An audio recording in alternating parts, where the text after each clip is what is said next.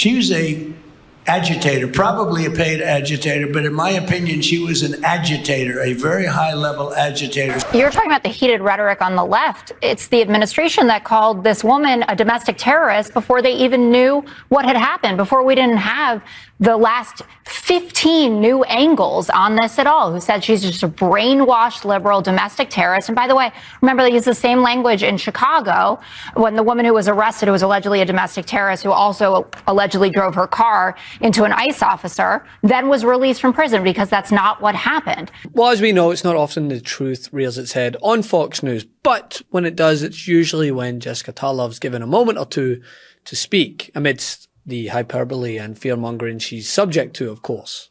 And say that the quote-unquote left-wing narrative was destroyed by this. So Officer Ross, who's holding the camera, it's not his body cam, right? He's recording it on his phone. So I don't know if he's making more footage for Kristi Noem to put in one of her new videos. This week, after an ICE agent shot and killed 37-year-old Renee Nicole Good in South Minneapolis, the response from the Trump administration in a matter of, hours after the incident was as to be expected. It was filled with fallacious remarks regarding her alleged motive and affiliation with some leftist group. I mean, just close your eyes and pick out one from a hat. Could be anyone. Antifa, BLM, whatever. President Trump continues to echo the DHS narrative, calling Good, quote, very disorderly and asserting that she had violently and viciously run over the ICE officer. Thank you. Mr. Speaker, I rise today with outrage and with grief. Yesterday, not even a full week into the new year, ICE murdered a U.S. citizen, Renee Nicole Good, after shooting her multiple times as she was seemingly attempting to drive away, blocking her from medical care and letting her die while a doctor stood by offering to help. The video of this tragedy is damning. I encourage every American to watch it and make their own judgment.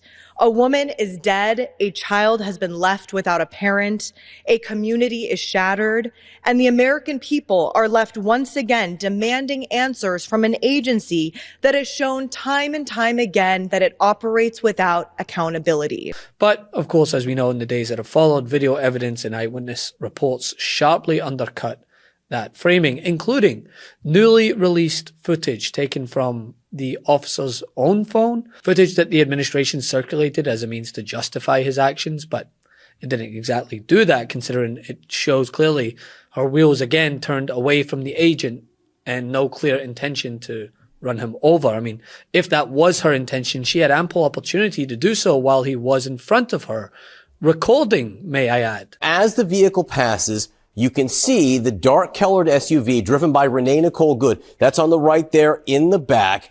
The surveillance video taken by a home nearby. Agents can be seen milling about near the vehicle, then converging on it. And then you see right there the SUV begins to move, and that's when the shots are fired.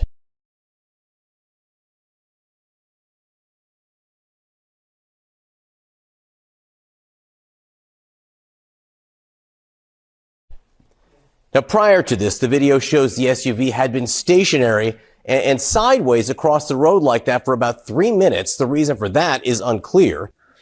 And as the topic was brought up on Fox News, The Five, Jessica Tarlov was given the microphone to silence her co-hosts as they attempted to paint the victim and the left as a whole as responsible. Countless experts on proper use of force have weighed in, saying that the shooting violated established tactics and raised serious concerns. So, Jesse, you just said this woman is in severe crisis. She was boxed in. If you watch the whole video... No, she was boxed in. That's what she was boxed in. No, I said the team was boxed in. Okay, the team was boxed in by... Once she moved over, she pulled to the side, and then she actually waves another ICE officer past her, right? So she's in such severe crisis that she can be polite in traffic and say, you go ahead. And then you hear her actually audibly saying, I'm pulling out, right? She signals exactly what she's doing.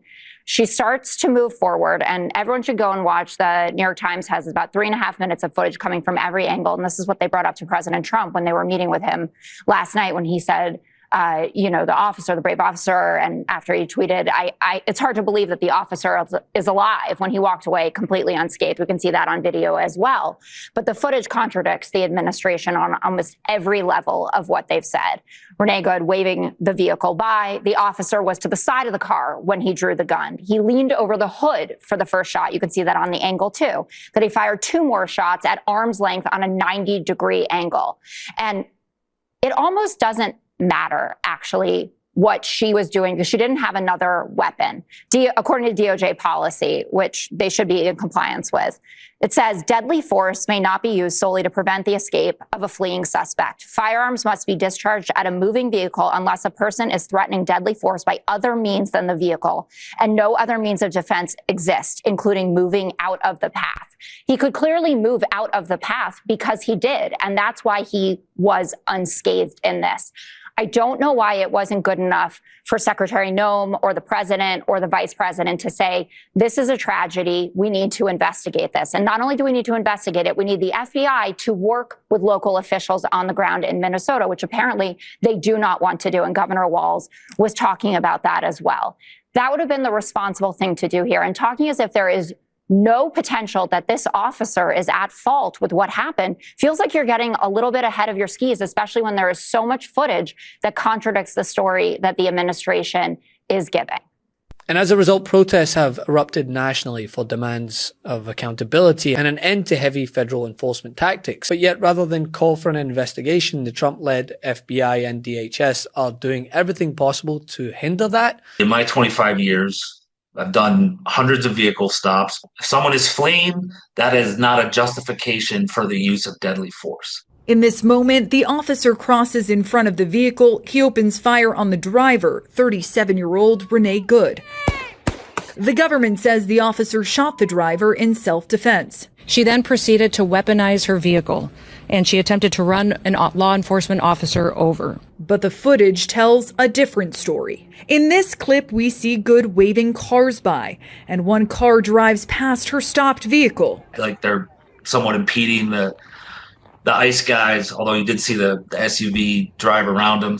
Next, officers exit the car and approach Good's vehicle. Right out of the gate, it's escalatory in nature.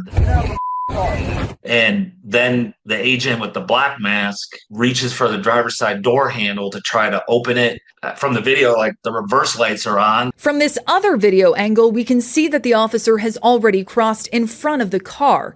He's holding a cell phone. They are trying to essentially take some sort of recording or photograph of the driver to show or identify her as a antagonist to their enforcement operations. What he does is cross in front of and stay in front of a occupied running vehicle. You should not be intentionally putting yourself in front of a vehicle unless absolutely necessary. But still, local authorities are pursuing their own investigation, not merely deferring to federal agencies, which in itself highlights the deep distrust in their narrative. Secretary Kristi Noem has not yet faced accountability for the Texans who may have lost their lives in the floods last year because it took her days to authorize search and rescue teams.